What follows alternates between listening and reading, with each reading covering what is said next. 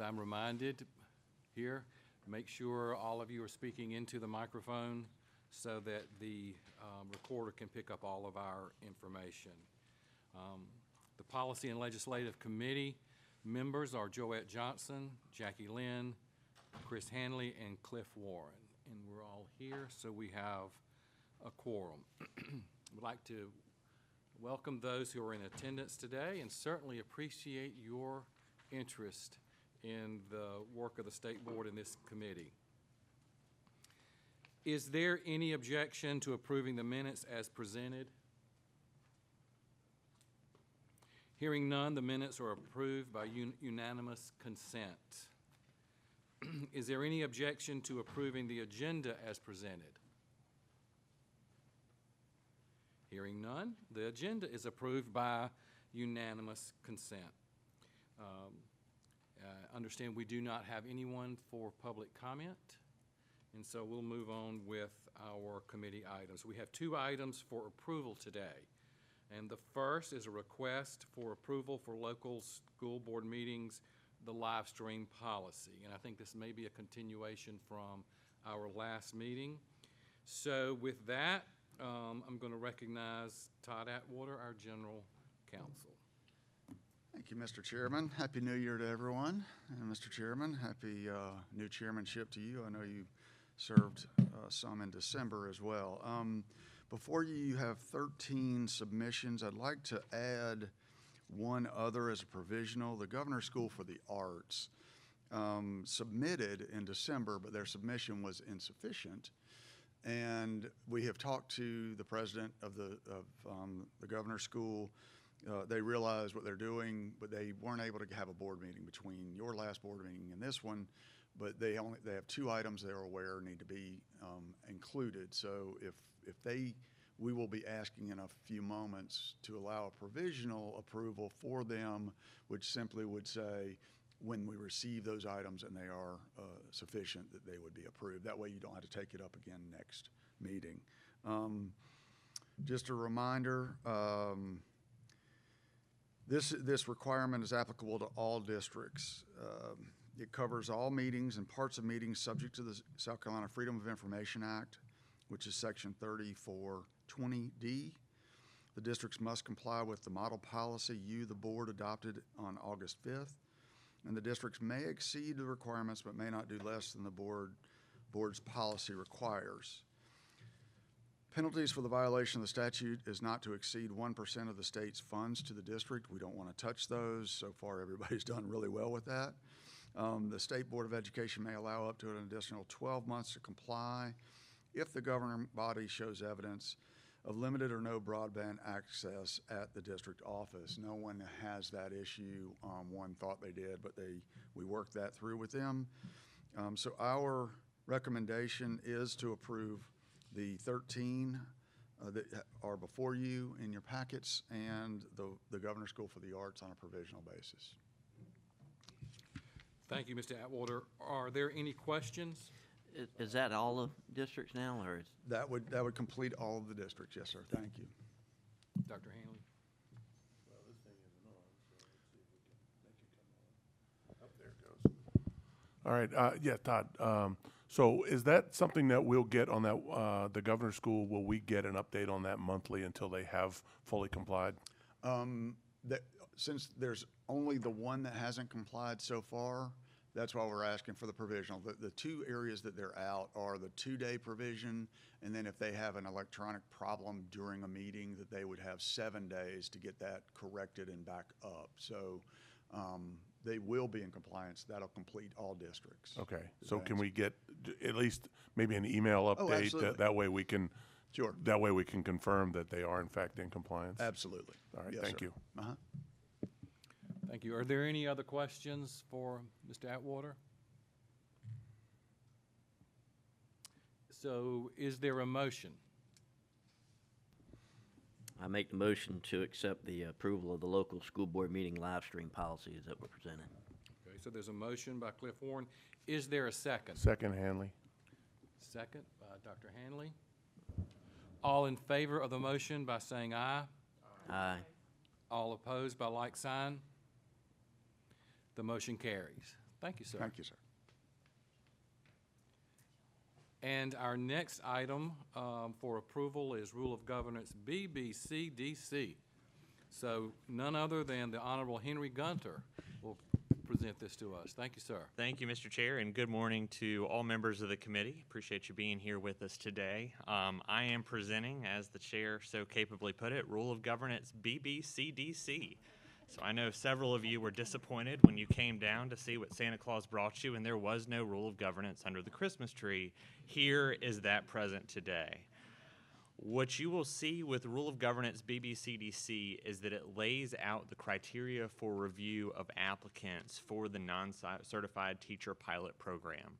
Every lawyer will tell you they love consistency. What we have here is consistency with the board's already established procedures. Rule of Governance BBCDA lays out the same procedures with respect to applicants for certification.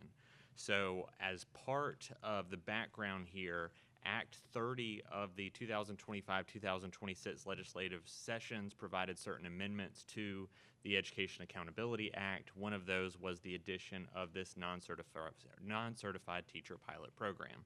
So as part of that, the SCDE has been directed to establish procedures for the registration, clearance, and approval of those non-certified teachers. And so the Rule of Governance is the appropriate vehicle to do that, which is what is before you today. It will be the same criteria and the same process where you're looking at relevant background results from FBI and SLED fingerprint-based background checks, as well as out-of-state disciplinary actions against an educator certificate or actions against other professional credentials.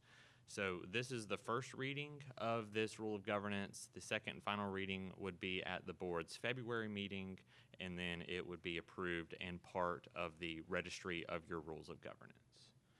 So, Thank you, Mr. Gunter.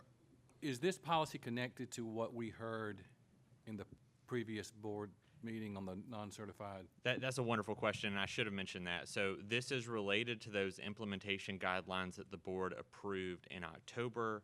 I do have my sidekick and the very capable Mary Hipp here. If you have any more substantive questions about those guidelines or the non-certified teacher pilot program in general, but yes, this is just kind of a necessary technical aspect of those guidelines that were already approved by the board. Thank you. Are there any questions for Mr. Gunter? Just one quick question. Is it up to the district to determine where they go on the salary schedule? Ms. Hipp says yes. Okay. Any guidelines on that for them, or that's just up to them on how? Microphone.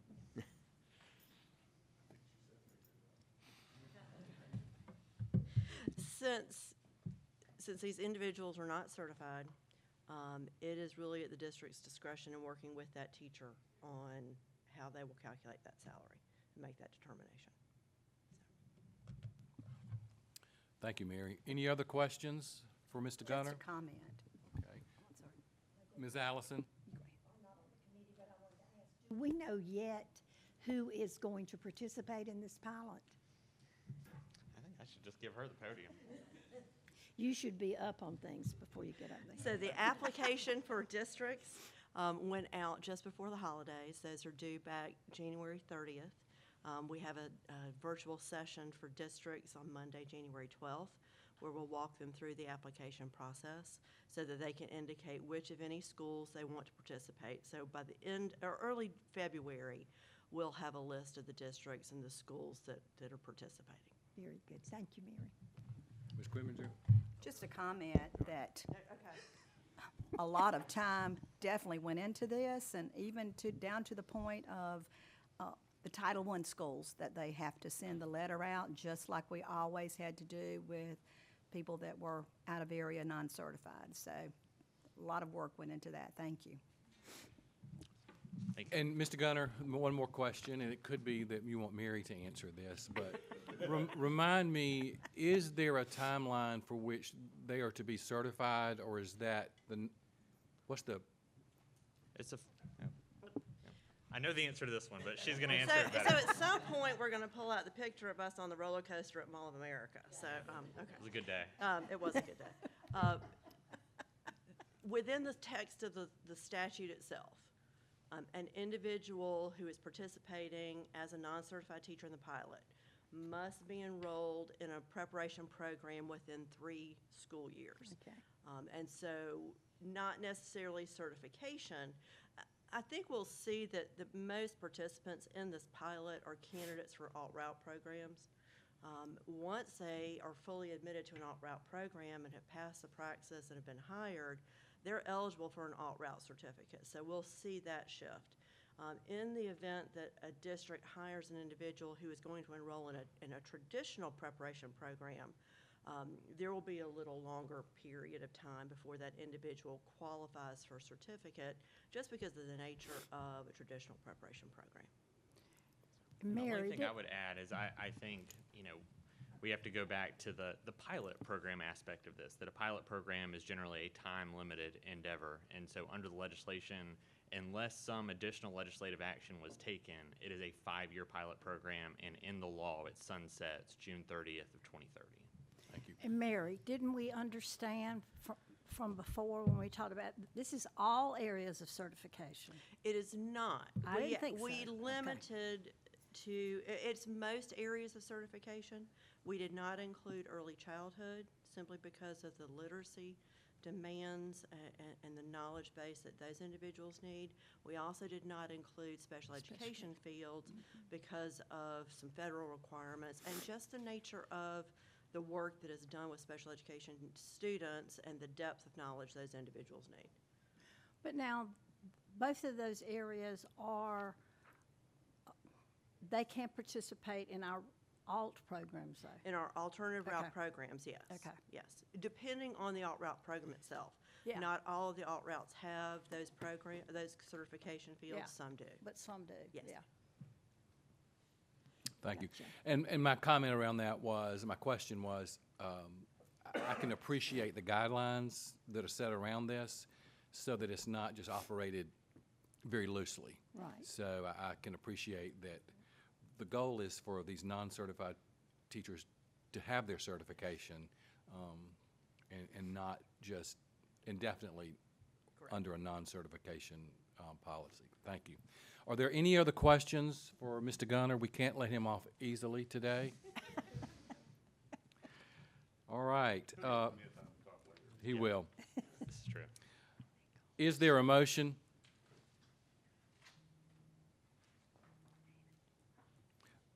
Motion made by Jackie Lynn.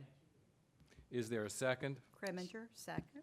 Second to approve by Vice Chair Kriminger. All in favor of the motion by saying aye. Aye.